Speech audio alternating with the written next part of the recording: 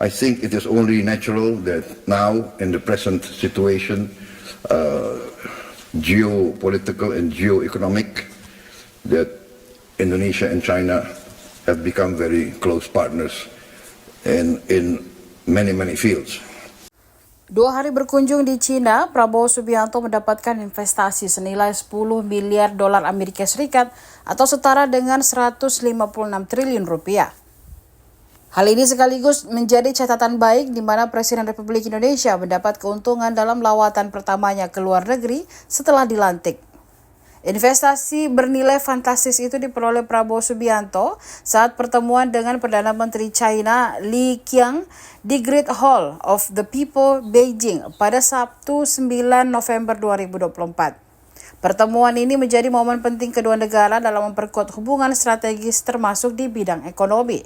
Prabowo sendiri menyatakan bahwa Indonesia menganggap China sebagai teman yang sangat penting dan mitra penting.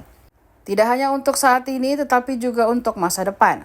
Sementara itu, dalam pertemuan dengan Presiden Xi Jinping, Prabowo menyampaikan terima kasih atas dukungan China ke Indonesia sebagai investor. Adapun pemerintah China menyatakan dukungan terhadap program makan bergizi gratis di era pemerintahan Presiden Prabowo. Dukungan tersebut ditandai dengan kesepakatan pendanaan Food Supplementation and School Feeding Program in Indonesia. Selain pendanaan, ada 7 MOU yang turut ditandatangani oleh kesepakatan yang sama. Di antaranya, nota kesepahaman tentang kerjasama SIME penilaian kesesuaian protokol persyaratan fitosanitari untuk ekspor buah kelapa segar dari Indonesia ke China. Prabowo juga menyampaikan bahwa Indonesia dan China perlu mengambil langkah-langkah penting kerjasama di bidang pendidikan. Di dalam bidang pendidikan, Prabowo mengharap adanya peningkatan jumlah pertukaran pelajar, baik Indonesia ke China ataupun sebaliknya.